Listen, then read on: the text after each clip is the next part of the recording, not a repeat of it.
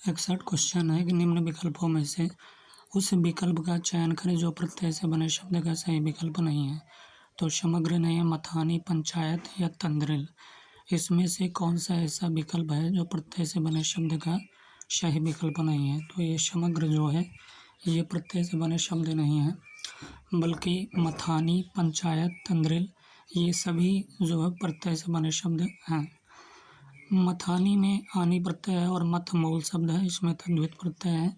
पंचायत में आयत प्रत्यय है और पंच जो है मूल शब्द है, इसमें भी तद्धित प्रत्यय है। तंद्रिल में इल प्रत्यय और तंद्रा मूल शब्द है, इसमें भी तद्धित प्रत्यय है। तद्धित प्रत्यय वे प्रत्यय जो धातु को छोड़कर अन्य शब्दों, संज्ञा, सर्वनाम और विशेषण में जुड़ते हैं तद्धित प्रत्यय कहलाते हैं। 62 क्वेश्चन है कि कबहू काहों यही रहनी रहूँगो, श्री रघुनाथ कृपाल कृपा ते संत स्वभाव गेहोंगो। पंक्ति में कौन सा रस है? तो कबहू काहों यही रहनी रहूँगो, श्री रघुनाथ कृपाल कृपा ते संत स्वभाव गेहोंगो। पंक्ति में कौन सा रस है? करुण रस है, भयानक रस, भक्ति रस, शांत रस। तो कबहू काहों यही रहनी रहूँगो, श्री रघुनाथ कृपाल कृपा ते संत स्वभाव गेहोंगो। तो इसमें जो है शांत रस है। सर्वप्रथम आचार्य भरत मुनि ने अपने ग्रंथ नाट्य शास्त्र में रस का विवेचन किया है। भरत मुनि को रस संप्रदाय का प्रवर्तक माना जाता है। आचार्य भरत मुनि ने केवल 8 रसों की चर्चा की है। नाटक में 8 ही रस माने जाते हैं, क्योंकि वह शांत को रस में नहीं गिना जाता है। आचार्य अभिनव गुप्त ने नवमो अपि शांतो रसः कहकर 9 रसों को काव्य में स्वीकार किया है। श्रृंगार रस को रसराज रसपति कहा जाता है। श्रृंगार रस को क्या कहा जाता है? रसराज रसपति कहा जाता है। देखिए, शांत रस का व्यय भाव निर्वेद वैराग्य वीतराग है। शांत रस निर्वेद या वैराग्य नामक स्थायी भाव विभाव से संयुक्त होकर शांत रस की निष्पत्ति करता है। और इसके अवयव निम्न है: स्थायी भाव निर्वेद है, आलम्बन ईश्वर चिंतन, संसार की यथार्थता, आश्रय ज्ञानी व्यक्ति, उद्दीपन सत्संग, दार्शनिक ग्रंथों का पाठन आदि। संचारी भाव ग्लानि दैन्य उद्वेग जड़ता है। 63 क्वेश्चन है कि तंबूरा ले मंच पर बैठे प्रेम प्रताप। तंबूरा ले मंच पर बैठे प्रेम प्रताप, साज मिले 15 मिनट घंटा भर आलाप। घंटा भर आलाप। राग में मारा गोता, धीरे धीरे खिसक चुके थे सारे श्रोता। पंक्ति में कौन सा रस है? वीर रस है, हास्य रस, अद्भुत रस, शांत रस। तो इसमें हास्य रस है कि तंबूरा ले मंच पर बैठे प्रेम प्रताप, साज मिले 15 मिनट घंटा भर आलाप। घंटा भर आलाप। राग में सारा गोता, धीरे धीरे खिसक चुके थे सारे श्रोता। तो उपयुक्त पंक्ति में हास्य रस है। हास्य रस का स्थायी भाव हास होता है। रसों की संख्या 9 है, मूलतः 8 रस ही माने जाते हैं। हास्य रस किसी व्यक्ति के विकृत आकार, वेशभूषा, वाणी और चेष्टा आदि से हास्य रस उत्पन्न होता है। 64 क्वेश्चन है कि उपमा के अंगों में उलटफेर करने से, अर्थात उपमेय को उपमान के समान न कहकर उलटकर उपमान को ही उपमेय कहा जाता है, वह कौन सा अलंकार होता है? उपमा के अंगों में उल्ट फेर करने से, अर्थात उपमेय को उपमान के समान न कहकर उलटकर उपमान को ही उपमेय कहा जाता है, वहाँ कौन सा अलंकार होता है? भ्रांतिमान अलंकार, प्रतीप अलंकार, व्यतिरेक अलंकार, मानवीकरण अलंकार। तो प्रतीप अलंकार कहते हैं जिसमें उलटफेर करने से, अर्थात उपमेय को उपमान को के समान न कहकर उलटकर उपमान को ही उपमेय कहा जाता है, वह जो है प्रतीप अलंकार है। अलंकार जो है 3 प्रकार के होते हैं। पहला नंबर शब्दालंकार, दूसरा नंबर अर्थालंकार, तीसरा उभय अलंकार। भ्रांतिमान अलंकार की बात करें तो जब भ्रमवश किसी एक चीज़ को देखकर उसके समान किसी अन्य वस्तु का बोध हो, तब वह भ्रांतिमान अलंकार होता है। व्यतिरेक अलंकार किसे कहते हैं? उपमेय की उपमान से अधिकता का अथवा उपमान की न्यूनता का वर्ण ही क्या है? व्यतिरेक है। मानवीकरण की बात करें कि जब जड़ पदार्थों और प्रकृति के अंग आदि। मानवीकरण क्या है कि जब जड़ पदार्थों और प्रकृति के अंग आदि, नदी, पर्वत, पेड़, लताएं, हवा, पक्षी, पत्थर पर मानवीय क्रियाओं का आरोप लगाया जाता है, तब वहाँ मानवीकरण अलंकार होता है। 65 क्वेश्चन है कि निम्न विकल्प में से उस विकल्प का चयन कीजिए जो दिए गए वाक्य के अनुसार विशेषण के भेद का सही विकल्प हो। मुझे खाना बनाने के लिए थोड़ा सा सामान चाहिए। तो इसमें कौन सा विशेषण है? संख्यावाचक विशेषण, गुणवाचक विशेषण, परिमाणवाचक विशेषण, सार्वनामिक विशेषण। तो मुझे खाना बनाने के लिए थोड़ा सा सामान चाहिए, तो ये जो है परिमाणवाचक विशेषण है। विशेषण मूलतः कितने प्रकार के होते हैं? 4 प्रकार के होते हैं। पहला नंबर सार्वनामिक विशेषण होता है। तो विशेषण के रूप में प्रयुक्त होने वाले सर्वनाम को क्या कहते हैं? सार्वनामिक विशेषण कहते हैं। यह वह, कोई व्यक्ति, कुछ लाभ, जो पुस्तक, कौन मनुष्य आदि क्या है? सार्वनामिक विशेषण है। दूसरा नंबर गुणवाचक विशेषण में क्या होता है? जो शब्द संज्ञा अथवा सर्वनाम के गुणधर्म स्वभाव का बोध कराते हैं उन्हें गुणवाचक विशेषण कहते हैं। जैसे अच्छा हो गया, बुरा, लाल, गोल, पतला, अगला, ऊंचा, भला, सुंदर आदि, ये क्या है? गुणवाचक विशेषण है। तीसरा नंबर संख्यावाचक विशेषण किसे कहते हैं? जो शब्द संज्ञा अथवा सर्वनाम की संख्या का बोध कराते हैं उन्हें संख्यावाचक विशेषण कहा जाता है। एक हो गया, 2, 4, आधा, पौना, तिगुना, चौगुना आदि क्या है? संख्यावाचक विशेषण है। चौथा नंबर है परिमाणवाचक विशेषण। जिन विशेषण शब्दों से किसी वस्तु की मात्रा अथवा नाप तोल का ज्ञान हो वे परिमाणवाचक विशेषण कहलाते हैं। जैसे थोड़ा हो गया, बहुत हो गया, 3 मीटर आदि। 66 क्वेश्चन है, नीचे दिए गए वाक्य के सही वाक्य भेद को पहचानिए। यह निश्चित नहीं है कि वह कब आएगा। यह निश्चित नहीं है कि वह कब आएगा। तो ये सरल वाक्य है, विधानवाचक वाक्य, मिश्र वाक्य, संयुक्त वाक्य। तो ये क्या है? मिश्र वाक्य है कि यह निश्चित नहीं है कि वह कब आएगा। क्या है? मिश्र वाक्य है। अर्थ के आधार पर अगर देखें तो वाक्य के 8 भेद हैं। रचना के आधार पर वाक्य के 3 भेद होते हैं। पहला नंबर सरल वाक्य है। जिन वाक्यों में केवल एक ही उद्देश्य और एक ही विधेय होता है उन्हें सरल वाक्य या साधारण वाक्य कहते हैं। तो पहला नंबर क्या है? सरल वाक्य। जिन वाक्यों में केवल एक ही उद्देश्य और एक ही विधेय होता है उन्हें क्या कहते हैं? सरल वाक्य या साधारण वाक्य कहते हैं। जैसे मुकेश पढ़ता है, राकेश ने भोजन किया, शिल्पी पत्र लिखती है। दूसरा नंबर संयुक्त वाक्य किसे कहते हैं? जिन वाक्यों में 2 या 2 से अधिक सरल वाक्य योजकों और, एवं, तथा, या, अथवा, इसलिए, अतः, फिर भी, किंतु, परंतु आदि से जुड़े हों उन्हें क्या कहते हैं? संयुक्त वाक्य कहते हैं। जैसे वह सुबह गया और शाम को लौट आया, प्रिय बोलो पर असत्य नहीं।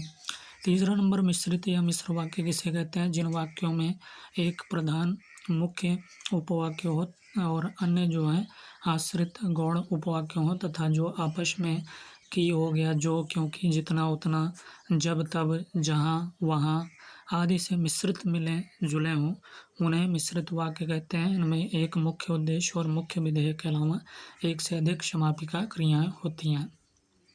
तो ये 66 क्वेश्चन था। अगला क्वेश्चन है, निम्न विकल्पों में से उस विकल्प का चयन कीजिए जो मध्यम पुरुषवाचक सर्वनाम का सही विकल्प है। उसकी, वह, मेरे, आप। तो मध्यम पुरुषवाचक सर्वनाम का सही विकल्प कौन सा है? तो आप जो है ये मध्यम पुरुषवाचक सर्वनाम का सही विकल्प है। पुरुषवाचक सर्वनाम के प्रकार की बात करें तो पहला नंबर उत्तम पुरुषवाचक सर्वनाम में आता है मैं, हम लोग, मैंने, हमने, हमारा, मेरा, मुझको। ये उत्तम पुरुषवाचक सर्वनाम में आते हैं। अगर मध्यम पुरुषवाचक सर्वनाम की बात करें तो तू, तुम, आप, तुम, लोग, तुम्हें, तुमको आदि, ये मध्यम पुरुषवाचक सर्वनाम में आते हैं। तीसरा नंबर अन्य पुरुषवाचक सर्वनाम, यह, वह, वे, उनकी, उनसे, उसको, तो ये अन्य पुरुषवाचक सर्वनाम में आते हैं। मेरे, ये उत्तम पुरुषवाचक सर्वनाम है। उसकी, में, अन्य पुरुषवाचक सर्वनाम। वह, में भी अन्य पुरुषवाचक सर्वनाम। 68 क्वेश्चन है कि श्रवणीय शब्द में कौन सा प्रत्यय है? अड़ी है, अनी है, या है, नी है। तो बी सही है, अनी है। श्रवणीय शब्द में प्रत्यय है जो अनी है। तो श्रवणीय में अनीकृत प्रत्यय है। वे शब्द जो धातु में जोड़े जाते हैं कृत प्रत्यय कहलाते हैं। श्रवणीय में श्रव, धन, अनी बराबर श्रवणीय। निम्न विकल्पों में से उस विकल्प का चयन कीजिए जो दिए गए वाक्य के अनुसार वाक्य भेद का सही विकल्प हो। संदीप मुझसे कहता है कि मेरे घर आओ, मिश्र वाक्य है। संयुक्त वाक्य, संकेतवाचक वाक्य, सरल वाक्य। तो संदीप क्या कहता है, मुझसे कहता है कि मेरे घर आओ, तो ये जो है मिश्र वाक्य है। तो अर्थ के आधार पर वाक्य के 8 भेद हैं, हमने बताया। पहला नंबर विधानवाचक वाक्य, निषेधवाचक वाक्य, प्रश्नवाचक वाक्य, विस्मयवाचक वाक्य, आज्ञावाचक वाक्य, इच्छावाचक वाक्य, संकेतवाचक वाक्य और 8वां है संदेहवाचक वाक्य। रचना के आधार पर वाक्य के 3 भेद हैं। पहला नंबर सरल वाक्य, संयुक्त वाक्य, मिश्र वाक्य। 17वां क्वेश्चन है कि विषय द्वारा की गई क्रियाएं और वह स्थान जो रस निष्पत्ति में सहायक होते हैं उन्हें क्या कहते हैं। आलंबन विभाव, अनुभाव, स्थायी भाव, उद्दीपन विभाव। विषय द्वारा की गई क्रियाएं और वह स्थान जो रस निष्पत्ति में सहायक होते हैं उन्हें क्या कहते हैं। तो इसका सही जवाब क्या है, उद्दीपन विभाव कहते हैं कि विषय द्वारा की गई क्रियाएं और वह स्थान जो रस निष्पत्ति में सहायक होते हैं उन्हें क्या कहते हैं, उद्दीपन विभाव। विषय द्वारा की गई क्रियाएं और वह स्थान जो रस निष्पत्ति में सहायक होते हैं उन्हें उद्दीपन विभाव कहते हैं। रस के 4 अवयव या कहें अंग हैं।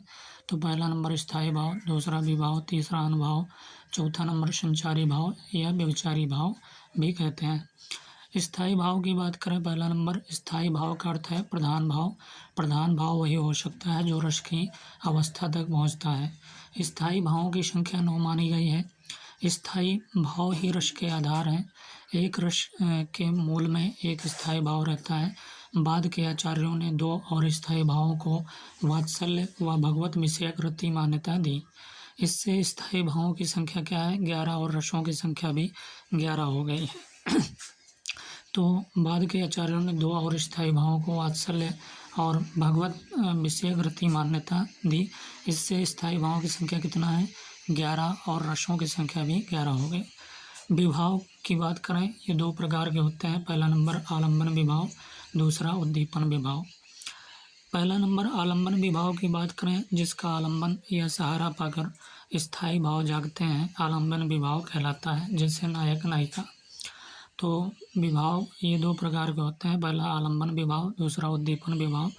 तो आलंबन विभाव किसे कहते हैं, जिसका आलंबन या सहारा पाकर स्थायी भाव जागते हैं, आलंबन विभाव कहलाता है। जैसे नायक नायिका। उद्दीपन विभाव की बात करें, जिन वस्तुओं या परिस्थितियों को देखकर स्थायी भाव जो है उद्दीप्त होने लगता है, उद्दीपन विभाव कहलाता है। जैसे चांदनी हो गया, एकांत स्थल हो गया, नायक या नायिका की शारीरिक चेष्टाएं, ये सभी उद्दीपन विभाव हैं। अनुभाव की बात करें तो मनोगत भाव को व्यक्त करने वाले शरीर विकार अनुभाव कहलाते हैं। अनुभाव की संख्या 4 मानी गई है। पहला नंबर कायिक अनुभाव, दूसरा वाचिक और तीसरा मानसिक और चौथा आहार्य। अगला क्वेश्चन है कि निम्न विकल्पों में से उस विकल्प का चयन कीजिए जो भाववाचक संज्ञा का सही विकल्प नहीं है। तो सिलाई नहीं है, भ्रातृत्व, दानवता, क्षुब्ध, इसमें से कौन सा भाववाचक संज्ञा का विकल्प सही नहीं है। तो क्षुब्ध जो है ये भाववाचक संज्ञा का सही विकल्प नहीं है। संज्ञा क्या है, 5 प्रकार की होती है संज्ञा। पहला नंबर व्यक्तिवाचक संज्ञा, दूसरा जातिवाचक संज्ञा, तीसरा द्रव्यवाचक संज्ञा, चौथा समूहवाचक संज्ञा और 5वां भाववाचक संज्ञा। भाववाचक संज्ञा की बात करें तो किसी भाव, गुण, दशा आदि का ज्ञान कराने वाले शब्द क्या कहलाते हैं, भाववाचक संज्ञा कहलाते हैं। किसी भाव का, गुण का, दशा आदि का ज्ञान कराने वाले शब्द क्या कहलाते हैं, भाववाचक संज्ञा कहलाते हैं। जैसे क्रोध हो गया, मिठास, यौवन, कालिमा आदि, ये सभी क्या है, भाववाचक जो है विकल्प हैं भाववाचक के। कौन सा, क्रोध, मिठास, यौवन, कालिमा और भ्रातृत्व, सिलाई, दानवता। भ्रातृत्व, सिलाई, दानवता ये सभी भाववाचक संज्ञा हैं। अगला क्वेश्चन है कि आदि उपसर्ग से बना सही शब्द क्या है। अत्यंत है, अध्यक्ष है, आघात, अनुपयुक्त। तो बी सही है। आदि उपसर्ग से बना सही शब्द अध्यक्ष है। अध्यक्ष में उपसर्ग है अधि। अध्यक्ष में मूल शब्द अच्छ है। अधिधन अच्छ बराबर अध्यक्ष। अध्यक्ष में उपसर्ग अधि का अर्थ है ऊपर, श्रेष्ठ, ऊपर श्रेष्ठ। अत्यंत में जो है अति उपसर्ग है और मूल शब्द अंत है। अति धन, अंत बराबर अत्यंत। अत्यंत में उपसर्ग अति का अर्थ है अधिक, ऊपर, उस पार। आघात में उपसर्ग है और घात मूल शब्द है। अनुपयुक्त में अनुपसर्ग प्रयुक्त हुआ है। अगले क्वेश्चन की बात करेंगे तो 73वां क्वेश्चन है कि बुरे दिन आना किस मुहावरे का अर्थ प्रतीत होता है? डर से कांपना, तंग आना, पस्त करना, तालू में दांत जमना। तो बुरे दिन आना मुहावरे का सही अर्थ क्या प्रतीत होता है? तो डी है, तालू में दांत जमना जो है बुरे दिन आना है। तालू में दांत जमना मुहावरे का अर्थ बुरे दिन आना होता है। थरी थरी छूटना मुहावरे का अर्थ है डर से कांपना। थरी थरी छूटना मतलब डर से कांपना। तंग आना मुहावरे का अर्थ है परेशान हो जाना। पस्त करना मुहावरे का अर्थ है हरा देना या परास्त कर देना। निम्नलिखित विकल्पों में विधानवाचक वाक्य का सही विकल्प चुनिए। तो क्या उसने काम कर लिया? जापान एक देश है। मैंने अब तक कुछ भी नहीं खाया। राम का मकान उधर है। तो बी सही है, जापान क्या है? एक देश है। ये विधानवाचक वाक्य का सही विकल्प है। क्या उसने काम कर लिया, ये क्या है? तो ये प्रश्नवाचक वाक्य है। मैंने अब तक कुछ नहीं खाया। मैंने अब तक कुछ नहीं खाया तो निषेधवाचक वाक्य।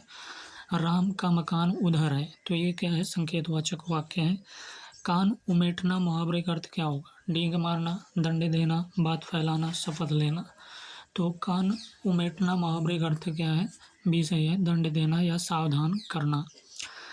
आयोग ने अपने उत्तर में विकल्प डी शपथ लेना को सही माना है। डींगे मारना मुहावरे का अर्थ होता है बड़ी बड़ी बातें करना या हाँकना। चुगली करना मुहावरे का अर्थ है बात को फैलाना, दूसरों से बता देना। 76 क्वेश्चन है कि सागर सा गंभीर हृदय हो। सागर सा गंभीर हृदय हो, गिरी सा ऊंचा हो जिसका मन। सागर सा गंभीर हृदय हो, गिरी सा ऊंचा हो जिसका मन। इस पंक्ति में कौन सा अलंकार है? तो रूपक अलंकार, उत्प्रेक्षा अलंकार, उपमा अलंकार, विरोधाभास अलंकार। तो ये उपमा अलंकार है। सागर सा गंभीर हृदय हो, गिरी सा ऊंचा हो जिसका मन। इस पंक्ति में क्या है? उपमा अलंकार है। उपमा अलंकार किसे कहते हैं? अत्यंत सादृश्य के कारण सर्वथा भिन्न होते हुए भी जहाँ एक वस्तु या प्राणी की तुलना दूसरी प्रसिद्ध वस्तु या प्राणी से की जाती है वहाँ उपमा अलंकार होता है। इसमें सागर तथा गिरी जो है क्या है? सागर तथा गिरी उपमान। मन और हृदय क्या है? उपमेय है, सावाचक है। गंभीर एवं ऊंचा क्या है? साधारण धर्म है। 77 क्वेश्चन है, निम्न विकल्पों में से उस विकल्प का चयन कीजिए जो द्रव्यवाचक संज्ञा के सही विकल्प है। परिवार, फूल, दाल, सेना। तो इसमें से द्रव्यवाचक संज्ञा का सही विकल्प कौन सा है? तो सी सही है, दाल जो है द्रव्यवाचक संज्ञा है। द्रव्यवाचक संज्ञा किसे कहते हैं? वह शब्द जो किसी तरल, ठोस, अधातु, धातु, पदार्थ, द्रव्य आदि का बोध कराते हैं उन्हें द्रव्यवाचक संज्ञा कहा जाता है। जैसे ठोस हो गया, पदार्थ हो गया, सोना, चांदी, तांबा, लोहा आदि। द्रव पदार्थ की बात करें तेल, पानी, दाल, दही, घी आदि। गैसीय पदार्थ की बात करें धुआं, ऑक्सीजन आदि। 78 क्वेश्चन की बात करेंगे कि जहाँ न वाच्यार्थ काम करें और न लक्ष्यार्थ, अर्थात जहाँ शब्द का न तो लोक प्रसिद्ध अर्थ काम करे और न ही तत्व संबंधी विशेष अर्थ, वहाँ कौन सी शब्द शक्ति होती है? अब्धा शब्द शक्ति, व्यंजना शब्द शक्ति, रूढ़ा लक्षणा, प्रयोजनवती लक्षणा। तो ये व्यंजना शब्द शक्ति है कि जहाँ न वाच्यार्थ काम करे और न लक्ष्यार्थ, अर्थात जहाँ शब्द का न अंत शब्द न तो लोक प्रसिद्ध अर्थ काम करें और न ही तत्व संबंधी विशेष अर्थ, वहाँ कौन सी शब्द शक्ति है? व्यंजना शब्द शक्ति है। तो जहाँ ना वाच्यार्थ काम करे और ना लक्ष्यार्थ, अर्थात जहाँ शब्द का ना तो लोक प्रसिद्ध अर्थ काम करे और ना ही तत्व संबंधी विशेष अर्थ क्या है, वहाँ व्यंजना शब्द शक्ति होती है। प्रक्रिया या पद्धति के आधार पर शब्द शक्ति 3 प्रकार के होते हैं। पहला नंबर है अभिधा है, दूसरा लक्षणा, तीसरा व्यंजना। अभिधा से मुख्यार्थ का बोध होता है, लक्षणा से मुख्यार्थ से संबंध लक्ष्यार्थ का, लेकिन व्यंजना से न तो मुख्यार्थ का बोध होता है न लक्ष्यार्थ का, बल्कि इन दोनों से भिन्न अर्थ व्यंग्यार्थ का बोध होता है।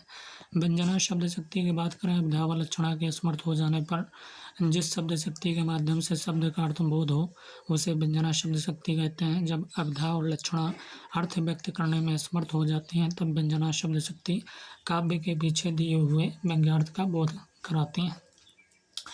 69 क्वेश्चन है कि उदित उदयगिरि मंच पर रघुबर बाल पतंग बिकसे संत सरोज जब हर्षे लोचन भृंग। इस पंक्ति में कौन सा अलंकार है? विभावना अलंकार, अतिशयोक्ति अलंकार, भ्रांतिमान अलंकार, रूपक अलंकार। तो उदित उदयगिरि मंच पर रघुबर बाल पतंग बिकसे संत सरोज सब हर्षे लोचन भृंग। तो इसमें कौन सा अलंकार है? तो ये रूपक अलंकार है। इस पंक्ति में कौन सा है? रूपक अलंकार। प्रस्तुत दोहे में उदयगिरि पर मंच का, रघुबर पर बाल पतंग सूर्य का, संतों पर सरोज कमल का एवं लोचनों पर भृंगों भंवरों का अभेद आरोप होने से रूपक अलंकार है। किसका? रघुबर पर जो है बाल पतंग सूर्य का, और संतों पर सरोज कमल का एवं लोचनों पर भृंगों भंवरों का अभेद आरोप होने से क्या है? रूपक अलंकार होता है। रूपक अलंकार है। रूपक अलंकार क्या किसे कहते हैं? जब गुण की अत्यंत समानता के कारण उपमेय को ही उपमान बता दिया जाए, यानी उपमेय और उपमान में अभिन्नता दर्शाई जाए, तब वहाँ रूपक अलंकार होता है।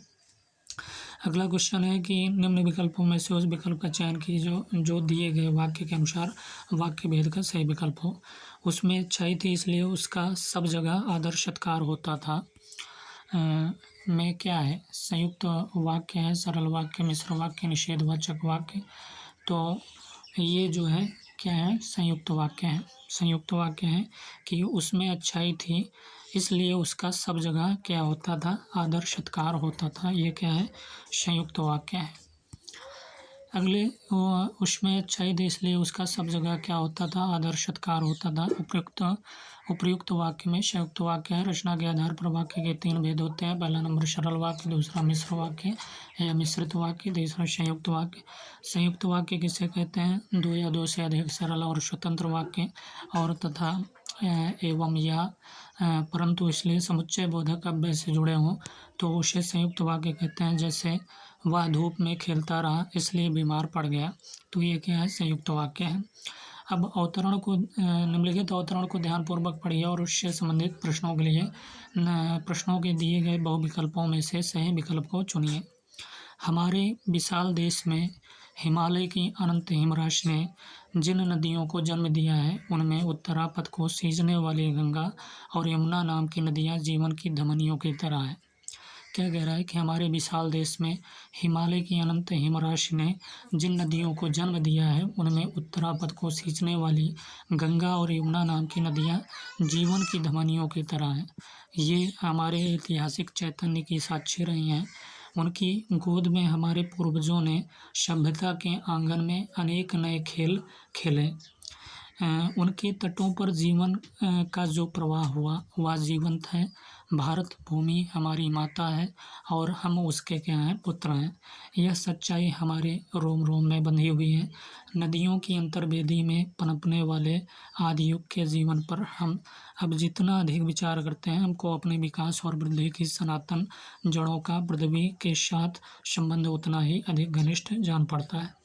जब तक भारतीय जाति का जीवन भारत भूमि के साथ बना हुआ है, जब तक हमारे सांस्कृतिक पर्व पर लाखों मनुष्य सदी नदियों और जलाशयों के तत्वों पर एकत्र होते रहते हैं होते रहेंगे, जब तक संकटों में बलिदान की भावना प्रत्येक मन में जागती रहेगी, जब तक एक देश के नागरिक के रूप में हमारी पहचान जीवित है, तब तक हमारे आंतरिक गठन और हमारे अस्तित्व को सकुशल समझना चाहिए। दिए गए अनुच्छेद का सटीक शीर्षक लिखिए। तो हमारी पवित्र नदियाँ देश के नागरिक सभ्यता का आंगन या बलिदान की भावना। तो हमारी पवित्र नदियाँ जो शीर्षक है ये सटीक शीर्षक बनती है इसका। हमारे विशाल देश सकुशल समझना चाहिए। उपयुक्त अनुच्छेद का सटीक शीर्षक हमारी पवित्र नदियाँ हो सकती हैं। इस गद्यांश में नदियों के उद्गम से लेकर तथा उनका जो है हमारे जीवन में क्या महत्व है आदि का बड़ा ही मनोहारी वर्णन किया गया है। दूसरा है कि हमारे पूर्वज नदियों को कितना महत्व देते थे उसका वर्णन वेदों में बड़ा उत्कृष्ट रूप में वर्णित किया गया है। अतः शीर्षक जो है हमारी पवित्र नदियाँ विकल्प की दृष्टि से सही है। 82 अनुच्छेद के अनुसार नदियों के अंतर्वेदी से क्या आशय है? तो सी सही है कि 2 नदियों के मध्य की भूमि जो है नदियों की अंतर्वेदी से आशय है। नदियों की अंतर्वेदी से आशय दो नदियों के मध्य की भूमि है। नदियों के अंतर्वेदी में पनपने वाले आदि युग अर्थात दो नदियों के जो बीच की भूमि होती है उसमें आदिकाल में हमारे पूर्वज रहा बसा करते थे। हमारे पूर्वजों ने नदियों को माता की तरह पूजा है, नदियों का हमेशा संरक्षण किया है। 83 क्वेश्चन है कि हमारे देश में बहने वाली नदियों के आदि स्रोत क्या हैं।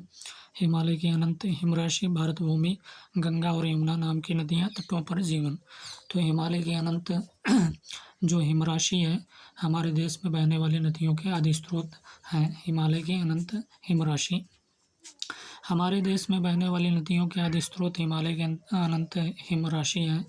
गंगा, यमुना, कावेरी, ब्रह्मपुत्र आदि सदा नीरा नदियाँ हैं।